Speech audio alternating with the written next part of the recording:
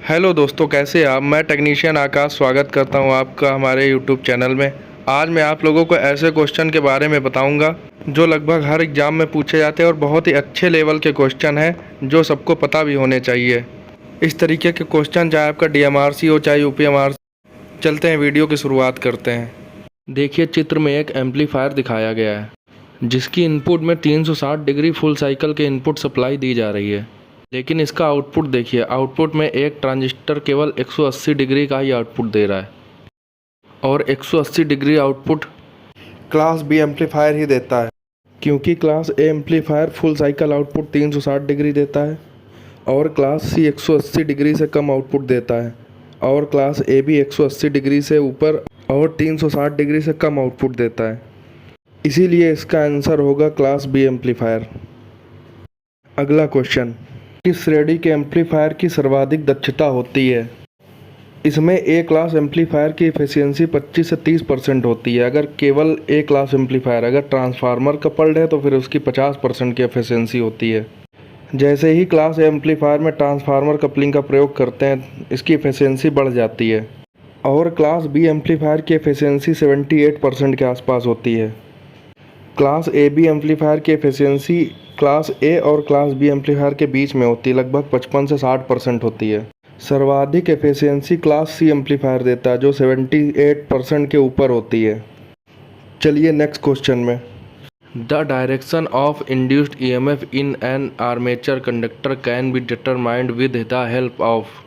मतलब किसी armature conductor में इंड्यूस्ड ईएमएफ की दिशा ज्ञात करना किस रूल से ज्ञात करते हैं।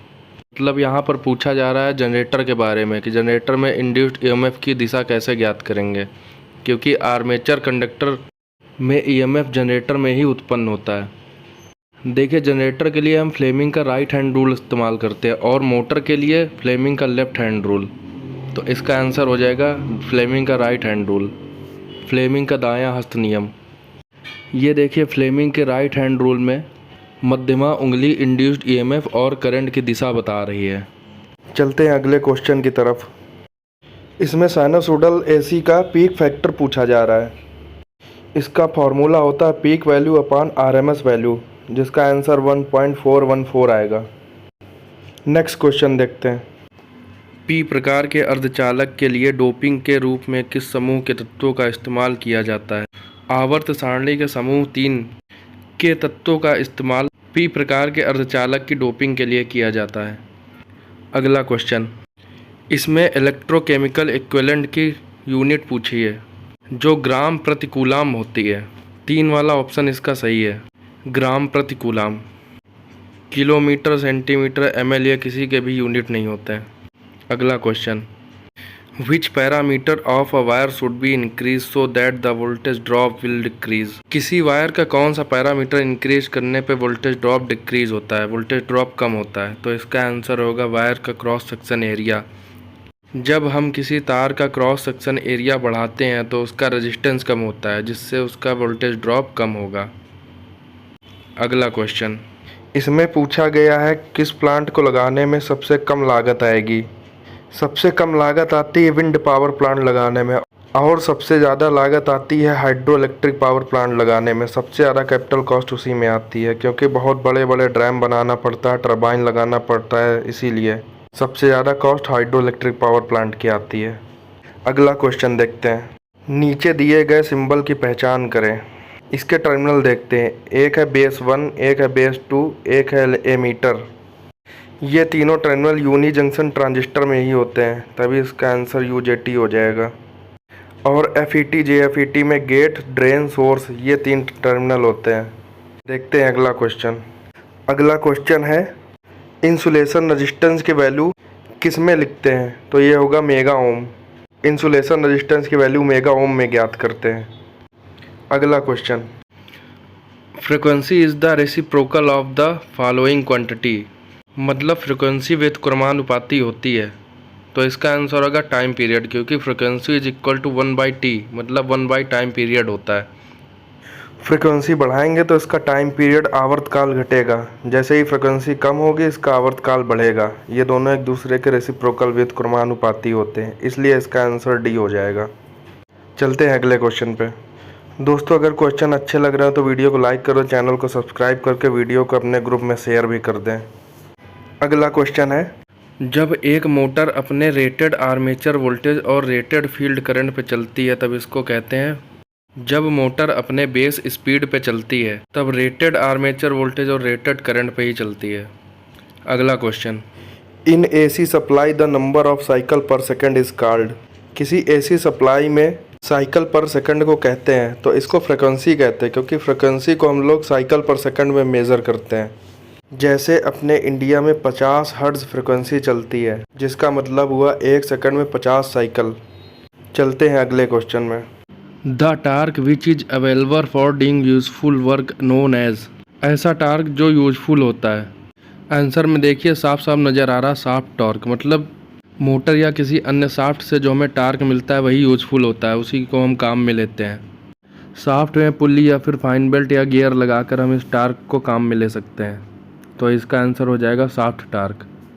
अगला question, torque and armature current characteristic of a DC machine are known as. DC machine के टार्क और आर्मेचर करंट अभिलक्षण से हमें इलेक्ट्रिकल कैरेक्टरिस्टिक्स का पता चलता है। सी हो जाएगा इसका आंसर। नेक्स्ट क्वेश्चन, निम्नलिखित में से किस प्रकार के ऊर्जा स्रोतों को ऊर्जा का पारंपरिक स्रोत माना गया है। तो पारंपरिक स्रोत मतलब नॉन रिन्यूएबल एनर्जी में आता है कोयला ऊर्जा, बाकी सभी गैर पारंपरिक हैं जो रिन्यूएबल एनर्जी के स्रोत हैं। सी हो जाएगा इसका आंसर।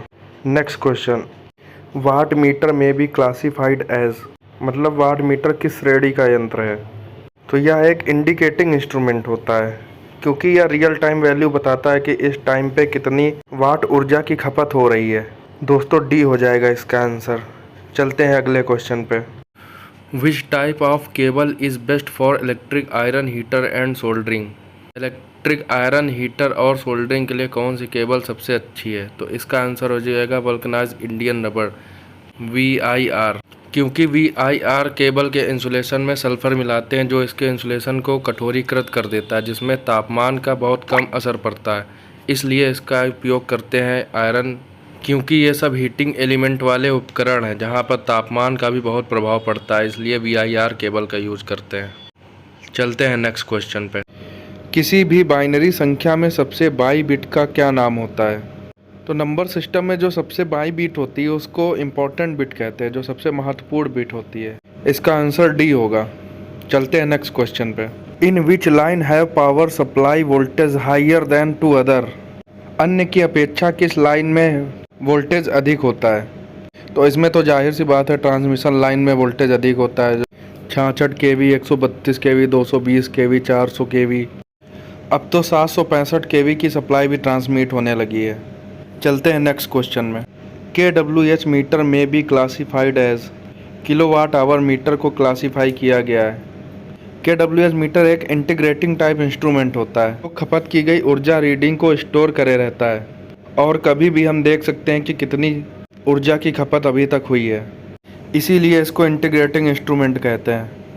अगला क्वेश्चन, ये एक क्वेश्चन तुर्स टेबल से दिया गया है। तुर्स टेबल देखकर गेट की पहचान करनी है कि कौन सा गेट है। जब नॉट और एंड गेट को जोड़ेंगे तब नैंड गेट बनता है, और नैंड गेट में आउटपुट ऐसे ही आएंगे। जब 0 0 तब आउटपुट हाई होगा, जब इनपुट 0 1 होगा तब आउटपुट हाई होगा, जब इनपुट 1 0 होगा तब आउटपुट हाई होगा। लेकिन जब इनपुट 1 1 होगा तब आउटपुट 0 होगा, क्योंकि एंड गेट और नॉट गेट मिलकर नैंड बना हुआ है। तो नॉन गेट क्या करता है, यूनिवर्स आउटपुट देता है। अगर इनपुट हाई है तो आउटपुट लो देगा, अगर इनपुट लो है तो आउटपुट हाई देगा, तभी इसका आंसर नैंड गेट होगा। दोस्तों अगर क्वेश्चन अच्छे लगे तो हमारे चैनल को सब्सक्राइब करें, वीडियो को लाइक करें और ग्रुप में शेयर भी कर दीजिए।